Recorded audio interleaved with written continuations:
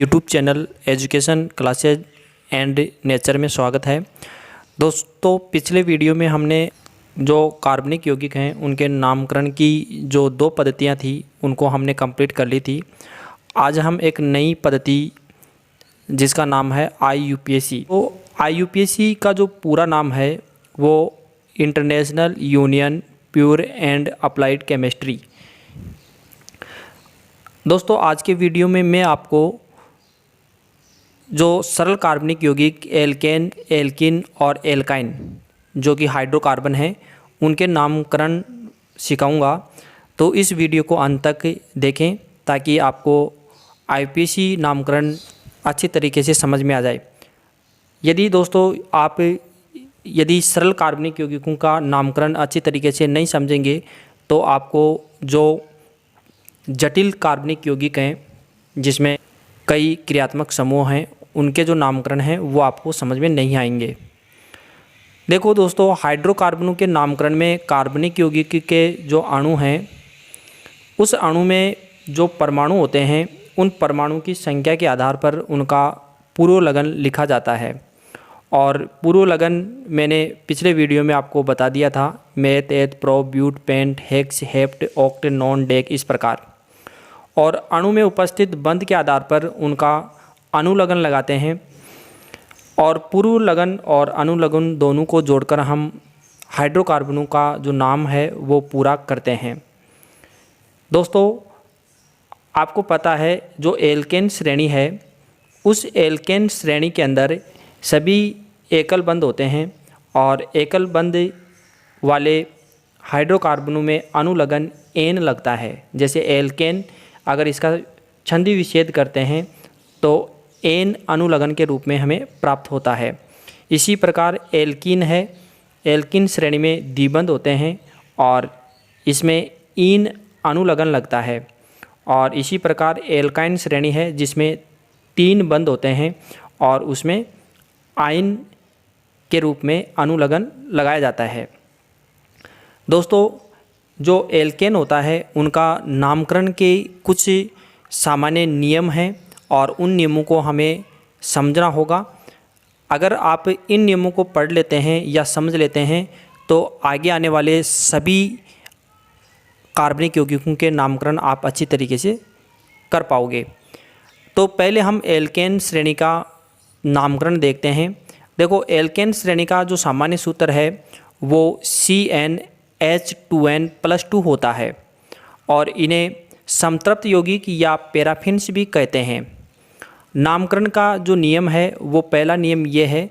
देखिए दोस्तों, सबसे पहले आपको कार्बन की जो लंबी श्रृंखला है उसका चयन करना होगा और जो आपने जिस श्रृंखला का यानी जो सबसे लंबी श्रृंखला का आपने चयन किया है उस श्रृंखला के बाहर जितने भी समूह शेष रहते हैं उनको प्रतिस्थापित समूह कहते हैं। और जिस श्रृंखला का आपने चयन किया है उस श्रृंखला को मुख्य श्रृंखला कहते हैं। जैसे ये एक एग्जाम्पल है और इस एग्जाम्पल में ये मुख्य श्रृंखला है जिसमें कार्बन की श्रृंखला मतलब कार्बन की लंबी श्रृंखला है ये, और इसमें ये मुख्य श्रृंखला कहलाती है और इसके बाहर ये जो समूह रहे हैं इनको हम प्रतिस्थापी समूह कहेंगे। दूसरा इसका नियम ये है, यदि आपको 2 या 2 से अधिक समान लंबाई की सर्वाधिक लंबी श्रृंखला अगर प्राप्त हो, अधिक प्रतिस्थापी युक्त श्रृंखला का चयन किया जाता है। अब ये जो एग्जाम्पल है इस एग्जाम्पल में आप देखिए कार्बन की जो लंबी श्रृंखला है इसमें एक लंबी श्रृंखला ये प्राप्त होती है और दूसरी इस प्रकार ये प्राप्त होती है और इधर से भी इसको हम चयन कर सकते हैं। तो इसमें आपको क्या करना है कि आपको ऐसी लंबी श्रृंखला चयन करनी है जिसमें प्रतिस्थापी समूह ज़्यादा हो। यदि हम ये सीधी श्रृंखला का चयन करेंगे तो इसमें ये नीचे वाले एक ही प्रतिस्थापी हमें प्राप्त होगा और यदि हम ये श्रृंखला चयन करते हैं तो इस श्रृंखला के अंदर प्रतिस्थापी 2 प्राप्त होते हैं। तो हम इस श्रृंखला का चयन करेंगे क्योंकि इसमें प्रतिस्थापी ज़्यादा प्राप्त हो रहे हैं। तीसरे नियम को हम देखें तो देखिए, नाम लिखते समय प्रतिस्थापी का नाम सबसे पहले लिखा जाता है और उसके बाद में पूर्व लगन का प्रयोग करते हैं और पूर्व लगन का प्रयोग करते हुए अंग्रेजी वर्णमाला के अनुसार हम इनका लिखते हैं। जो अंग्रेजी में जो पहले आता है उसका नाम पहले लिखते हैं और अंग्रेजी में जो बाद में आता है उसका नाम बाद में लिखते हैं। यानी जो प्रतिस्थापी का हम नाम लिखेंगे सबसे पहले, और प्रतिस्थापी अगर 2 या 2 से अधिक हमें प्राप्त हो जाते हैं तो अंग्रेजी में जो पहले आता है उसका नाम पहले लिखा जाता है। जैसे ये उदाहरण आपने ऊपर देखा था, इस उदाहरण में आप देखिए, इसमें 2 हमें प्रतिस्थापी प्राप्त हो रहे हैं, एक तो मेथिल और दूसरा एथिल। तो मेथिल एम से स्टार्ट होता है और एथिल ए से स्टार्ट होता है, तो एथिल का जो नाम है वो पहले हम लिखेंगे। फिर आगे देखिए, चौथा नियम इसका इस प्रकार है, यदि एक से अधिक समान प्रतिस्थापी प्राप्त हो तो उनकी संख्या दर्शाने के लिए हमें कुछ शब्द काम में लेने पड़ते हैं। तो 2 के लिए डाई का प्रयोग करते हैं, 1 के लिए मोनो का, 3 के लिए ट्राई का, 4 के लिए टेट्रा, 5 के लिए पेंटा, 6 के लिए हेक्सा और 7 के लिए हेप्टा, 8 के लिए ओक्टा और 9 के लिए नोना और 10 के लिए डेका। इस प्रकार हम शब्द काम में लेते हैं यदि समान प्रतिस्थापी प्राप्त हो तो। अब हम कुछ महत्वपूर्ण प्रतिस्थापी हैं उनको भी हम देख लेते हैं। देखिए, ये जो प्रतिस्थापी था ये मेथिल है, ये जो प्रतिस्थापी है ये एथिल है, प्रोपिल है, आइसोप्रोपिल है, ब्यूटिल है। इस प्रकार हम इनका जो नामकरण है वो करते हैं। यदि हमें हेलोजन दे रखा है, जैसे क्लोरीन दे रखा है तो इसको क्लोरो लिखेंगे, ब्रोमीन दे रखा है तो ब्रोमो लिखेंगे, आयोडीन दे रखा है तो आयोडो लिखेंगे और फ्लोरीन दे रखा है तो फ्लोरो लिखेंगे, और NO2 को नाइट्रो लिखेंगे। वैसे नाइट्रोजन डाइऑक्साइड है लेकिन इसका जो नाम लिखेंगे वो नाइट्रो हम लिखते हैं। अगला जो नियम इसका ये है कि जो प्रतिस्थापी का अगर हम अंकन करना है तो प्रतिस्थापी को कम अंक दिए जाते हैं। मतलब समान लंबाई की अगर हमें श्रृंखला प्राप्त हो रही है तो हम इसका अंकन करेंगे तो जो प्रतिस्थापी जो प्राप्त हो रहा है उसको कम से कम अंक मिलना चाहिए।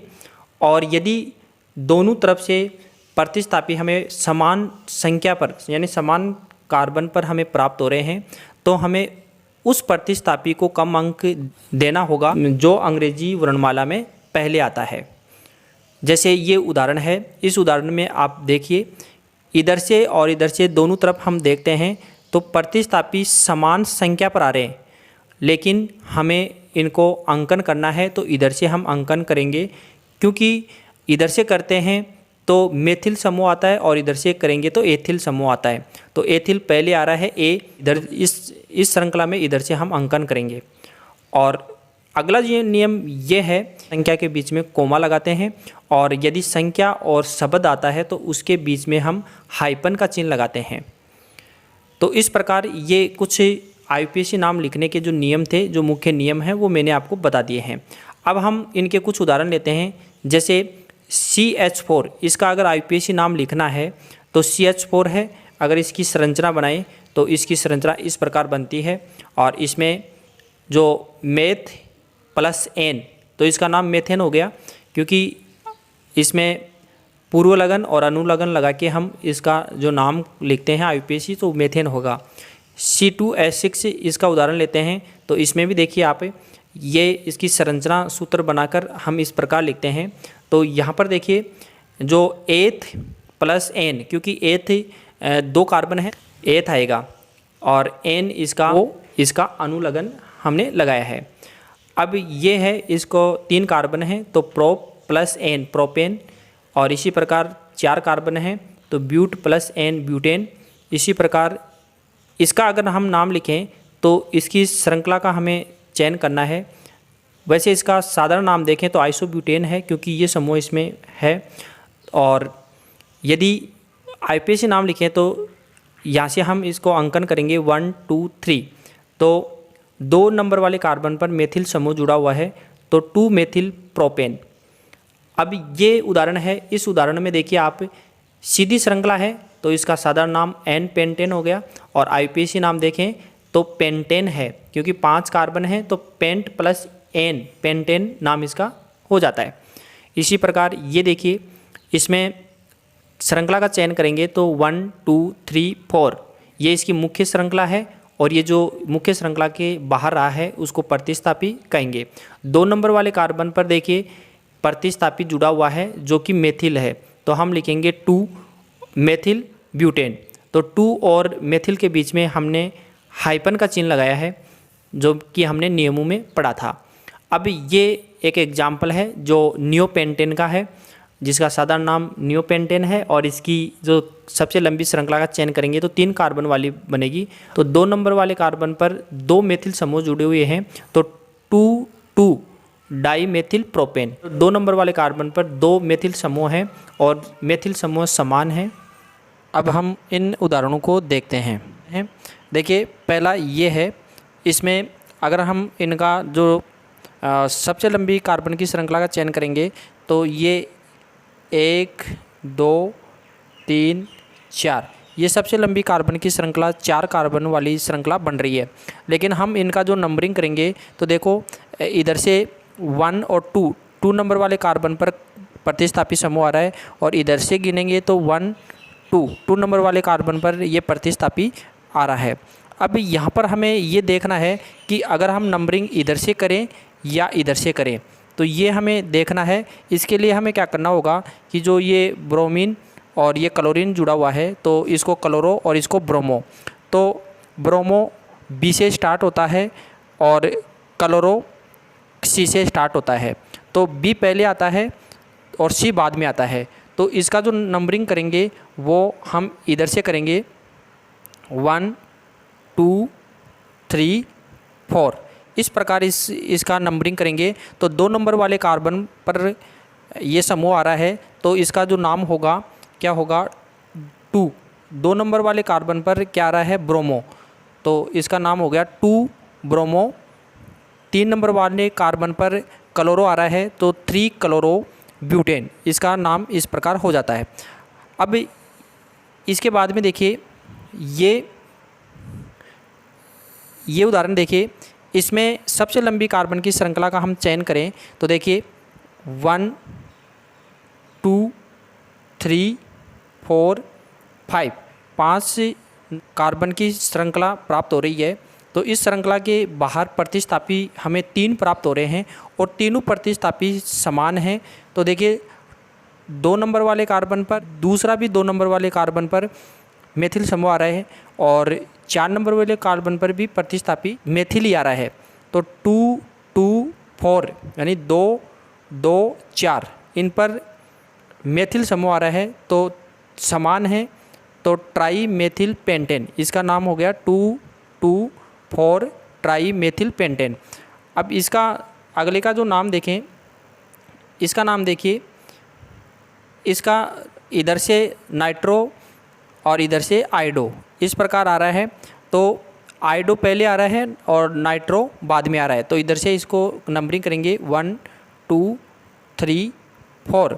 तो इसका जो नाम होगा वो क्या होगा 2 आइडो, मतलब 2 नंबर वाले कार्बन पर आइडो आ रहा है तो 2 आइडो 3 नाइट्रो ब्यूटेन, 4 कार्बन है तो ब्यूटेन। इसके बाद में ये देखिए, इसमें फ्लोरीन और क्लोरीन दोनों आ रहे हैं, तो क्लोरीन पहले आ रहा है और फ्लोरीन बाद में। तो इसका जो नाम हो गया वो क्या हो गया 2 क्लोरो 3 फ्लोरो ब्यूटेन, 1 2 3 4। तो 2 नंबर वाले कार्बन पर क्लोरो आ रहा है तो 2 क्लोरो, और 3 नंबर वाले कार्बन पर फ्लोरो है तो 3 फ्लोरो ब्यूटेन, 4 कार्बन है तो ब्यूटेन। अब इसके बाद में अगला ये उदाहरण देखिए।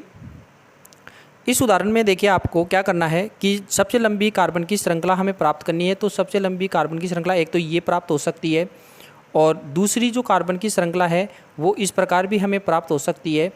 ये देखिए, ये इस प्रकार भी ये प्राप्त हो सकती है, ये दूसरी प्राप्त हो सकती है। 2 कार्बन की लंबी श्रृंखला प्राप्त हो सकती है, और एक ये भी इधर से भी आप गिने तो ये भी एक लंबी श्रृंखला हमें प्राप्त हो रही है। ये जो श्रृंखला है ये भी 5 कार्बन की श्रृंखला है। लेकिन हमें चयन कौन सी का करना है, तो आपको मैंने नियम बताया था कि यानी कि जिस श्रृंखला में प्रतिस्थापी ज़्यादा प्राप्त हो, अगर हम ये श्रृंखला का चयन करेंगे तो इसमें प्रतिस्थापी एक ही प्राप्त हो रहा है, और यदि हम ये इस श्रृंखला का चयन करेंगे तो देखिए इसमें प्रतिस्थापित 2 प्राप्त हो रहे हैं, एक तो ये और दूसरा ये 2 समूह हमें प्राप्त हो रहे हैं। तो हम इस श्रृंखला का ही चयन करेंगे। तो इस श्रृंखला का चयन करेंगे 1 2 3 4 5 इस प्रकार नंबरिंग हो सकती है, और दूसरी इधर से भी हो सकती है। इधर से होगी तो कैसी होगी 1 2 3 4 5 इस प्रकार भी हो सकती है। अब हमें देखना है कि किधर से हमें नंबरिंग करनी है। तो आपको नियम याद होगा, जिस प्रतिस्थापी को हम कम अंक देंगे, तो प्रतिस्थापी को कम अंक देंगे तो इधर से हम गिनेंगे तो 1 और 2 2 नंबर वाले कार्बन पर ही क्या आ रहा है प्रतिस्थापी, इधर से गिनेंगे तो 1 2 और 3 नंबर वाले कार्बन पर प्रतिस्थापी आ रहा है। तो हम क्या करेंगे, इधर से हम गिनेंगे 1 2 3 4 और ये 5। तो इस प्रकार हम गिनेंगे। तो देखिए इसका जो नाम हो गया, क्या हो गया, देखिए एक तो ये समूह है और दूसरा समूह ये है। तो एक तो एथिल समूह है और दूसरा मेथिल समूह है। तो एथिल पहले आता है, तो इसका नाम हो गया 3 एथिल, 3 नंबर वाले कार्बन पर एथिल है, तो 3 एथिल 2 मेथिल और पेंटेन, क्योंकि 5 कार्बन है तो पेंटेन। तो इस प्रकार इनका नामकरण हम कर सकते हैं। मुझे आशा है आपको ये समझ में आया होगा। अगले वीडियो में हम और उदाहरण लेंगे जिसमें हम एल्कीन और एल्काइन का नामकरण देखेंगे। Thank you for watching.